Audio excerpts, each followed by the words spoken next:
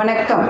நான் doctor MS. Usha Nandhini, Siddha physician, lotus women care hospital, இந்தியாவின் முதல் பெண்களுக்கான PCOS சித்த மருத்துவமனை, சாய்பாபா காலனி, கோயம்புத்தூர், KK நகர், சென்னை.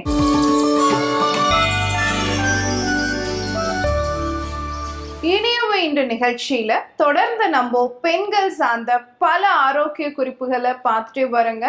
அந்த வகையில இன்னைக்கு நம்ம சொல்லக்கூடியது, நிறைய பேருக்கு பனிகாலம் வந்துருச்சு இல்லையா, அப்போ உடனே என்ன வந்துருங்க, நம்ம காலில் எல்லாம் வெடிப்பு வந்துரும் இல்லையா. ஸோ அதுக்கு ஒரு தீர்வு என்ன அப்படிங்கிறத பத்தி தான் இன்னைக்கு நிகழ்ச்சியில நம்ம பார்க்க போறோம்.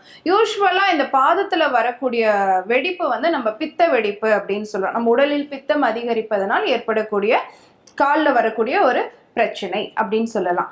ஆனா இந்த வெடிப்பு இந்த பனிக்காலத்துல ரொம்ப அதிகமாகுது அப்படிங்கும் பொழுது நம்ம ஒரு 3 சத்து குறைபாடுகளை கவனத்துல வச்சுக்கணும். ஒண்ணு ஜிங்க் சத்து குறைபாடு, இன்னொன்னு இரும்பு சத்து குறைபாடு, மூன்றாவது கால்சியம் சத்து குறைபாடு.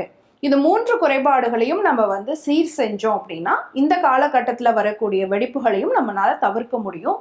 தோல் ரொம்ப வறட்சி இல்லாம பார்த்துக்கணும். உடலினுடைய எடை ரொம்ப அதிகமா இருக்கு அப்படின்னாலும் இந்த மாதிரி வெடிப்பு வரதுக்கு வாய்ப்பு இருக்கு. அதே மாதிரி ரொம்ப நேரம் நிற்கக்கூடியவங்க, நிறைய நேரம் நின்று வேலை செய்யக்கூடியவங்களுக்கு இந்த மாதிரியான பிரச்சனை வரதுக்கு வாய்ப்பு இருக்கு. உங்களுடைய காலணிகள், உங்களுடைய ஃபுட் வியர்ஸ் நீங்க ரொம்ப இன்டாக்டா இல்லாம லூஸா போடுறீங்க, ரொம்ப ஹை ஹீல்ஸா போடுறீங்க, இந்த மாதிரியான விஷயங்கள்லாம் இருக்கும் பொழுது கூட வெடிப்பு வரதுக்கான வாய்ப்பு இருக்கு. சில ஹார்மோன் பிரச்சனைகள், PCOD, தைராய்டு, இந்த மாதிரியான ஹார்மோன் பிரச்சனைகள்ல கூட கால் வெடிப்பு வரதுக்கு வாய்ப்பு இருக்கு அப்படிங்கிறத நம்ம தெரிஞ்சுக்கணும். அப்போ இந்த பாத வெடிப்பை எப்படி ஐடென்டிஃபை பண்ணலாம்? உங்களுக்கு என்ன சத்து குறைபாடு? இப்போ உதாரணத்துக்கு தோல் உறிஞ்சு வருதுன்னு வச்சுக்கோங்களேன், உங்களுக்கு ஜிங்க் சத்து குறைபாடு அப்படிங்கிறத நீங்க தெரிஞ்சுக்கலாம். சில பேருக்கு பாத்தீங்கன்னா அந்த பாதத்தினுடைய கலரு வேற மாதிரி இருக்கும். அது ஒரு பழுப்பு நிறத்துல இருக்கும். அதே சமயம் அது ஒரு பொலிவில்லாம அந்த ஸ்கின் பாக்குறதுக்கே ஒரு அன்ஹெல்தி ஸ்கின்னா நமக்கு தெரிய ஆரம்பிக்கும். இந்த மாதிரி உங்களுக்கு இருந்துச்சுன்னு வச்சுக்கோங்களேன், அது இரும்பு சத்து குறைபாடு அப்படின்னு நீங்க தெரிஞ்சுக்கலாம். அந்த பாதத்துல ரொம்ப நீர்ச்சத்து குறைவாக இருந்து பாலமா வெடிக்குது உங்களுக்கு அப்படிங்கிற பட்சத்துல அது கால்சியம் சத்து குறைபாடு அப்படிங்கிறத நீங்க தெரிஞ்சுக்கணும். அப்போ இந்த 3 சத்து குறைபாடும் உங்களுக்கு இருக்கும் பொழுது கண்டிப்பாக நமக்கு பாத வெடிப்பு வரத்துக்கு வாய்ப்பு இருக்கு. இப்போ உடற்பருமன் அதிகமா இருக்கக்கூடியவங்க, உங்களுடைய உடற்பருமனை நீங்க குறைக்கும் பட்சத்தில், உதாரணத்துக்கு நீங்க ஒரே 1 கிலோ குறைச்சிங்கன்னா கூட உங்க பாத வெடிப்புல மாற்றங்கள் தெரிய ஆரம்பிக்கும்.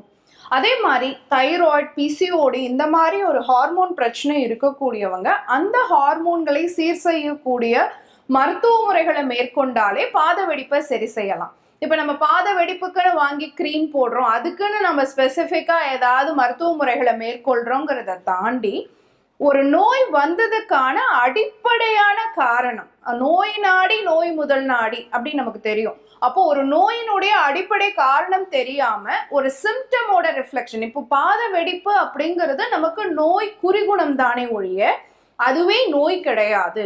அப்ப எது அடிப்படையா வந்திருக்கு அப்படிங்கிறத நம்ம அனலைஸ் பண்ணணும். அப்ப தைராய்டு தான் பிரச்சனையா இல்ல PCOD தான் பிரச்சனையா, இதை தெரிஞ்சுக்கிட்டு அதை சரி செஞ்சோம் அப்படின்னாலே பாத வெடிப்பு சரியாகிறதுக்கான வாய்ப்பு இருக்கு.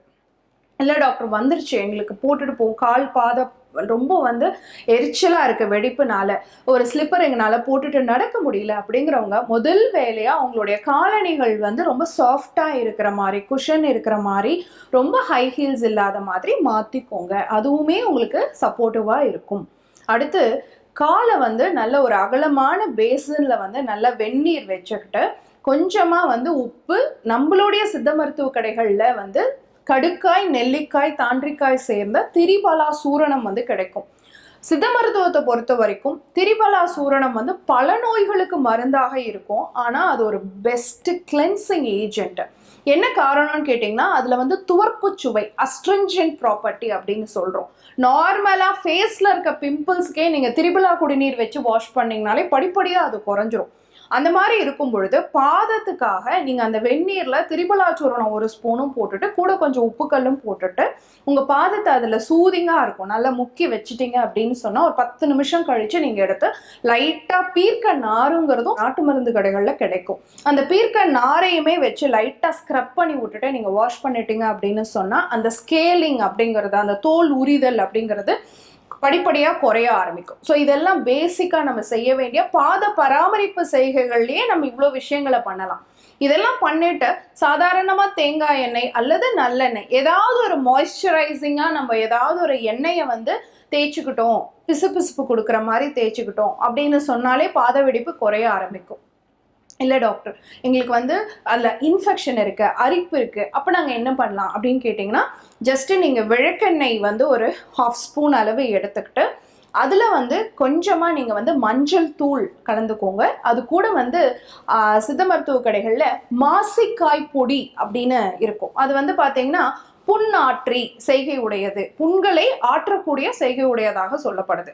ஸோ அந்த மாசிக்காய் சூரணம் எல்லாத்தையும் ஒன்றா குழப்பிட்டு ஒரு பேஸ்ட் மாதிரி ஆகிடும் இல்லையா உங்களுக்கு, அதை உங்கள் வெடிப்பு இருக்கக்கூடிய இடங்களில் அப்ளை பண்ணுங்க. ஸோ விளக்கெண்ணெய் கண்டிப்பாக ஸ்கின்ல இருக்கிற ட்ரைனஸ் எல்லாம் ப்ரிவென்ட் பண்ணிட்டு புண்களை எல்லாம் மாற்றி தழும்புகளை எல்லாம் மாற்றக்கூடிய தன்மையுடைய ஒரு எண்ணெய் வகையில் முக்கியமானதாக சொல்லப்படுது.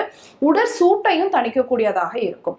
அடுத்து மஞ்சள் நமக்கே தெரியும் கிருமிநாசினி செய்கை இருக்கு, பெஸ்ட் ஆன்டிபாக்டீரியல் ஏஜென்ட்டுங்கிறது நமக்கு தெரியும். அது கூட மாசிக்காய் இப்போ நான் சொன்ன மாதிரி புண்ணாற்றி செய்கை உடையது. ஸோ இது மூணையும் சேர்த்து நம்ம பாதத்தில் நல்லா அப்ளை பண்ணிட்டு ஒரு சாக்ஸ் மாதிரி போட்டுட்டு நீங்கள் நைட் தூங்கிடலாம். மார்னிங் எழுந்திரிச்சு நல்லா க்ளீன் கிளாத் வச்சு தொடச்சிட்டு அப்புறம் நீங்கள் நடக்கணும். ஸோ இந்த மாதிரி ஒரு சின்ன சின்ன ப்ராக்டிஸ் உங்கள் பாத பராமரிப்பு அப்படிங்கிறது நிறைய பெண்கள் இன்னைக்கு கவனம் செலுத்துறது கிடையாது. ஒரு வேலைக்கு போகிற பெண்களாக இருக்கலாம், இல்லை வீட்டு வேலைக்கு போகக்கூடிய பெண்களாக இருக்கலாம், இல்லை சாதாரணமாக பார்த்தீங்கன்னா காலேஜ் போகிற பெண்களாக கூட இருக்கலாம். வீட்டில் இருக்கக்கூடிய பெண்களுமே சரி அந்த பாதம் பராமரிப்பு அப்படிங்கிறதுல நம்ம கவனம் செலுத்த தவறிடுறோம். அது இன்ஃபெக்ஷன் ஆகும் பொழுது வேற வேற பிரச்சனைகளை கொண்டு போய் விடவும் செய்யுது. ஸோ பித்த காலமாக இருந்த உங்க உடல் பித்த உடலாக இருந்தாலும், இந்த குளிர் காலத்துல வரக்கூடிய பித்த வெடிப்பாக இருந்தாலும், இல்ல சாதாரணமா வரக்கூடிய எல்லா பாத வெடிப்புக்குமே இப்ப நான் சொன்ன முறைகள் பயன் தரக்கூடியதாக இருக்கும்.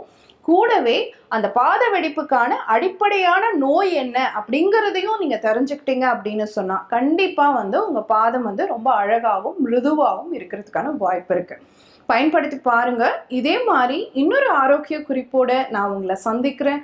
இயற்கையோடு இணைவோம், ஆரோக்கியமாக இருப்போம், ஆனந்தமாக வாழ்வோம். நன்றி, வணக்கம்.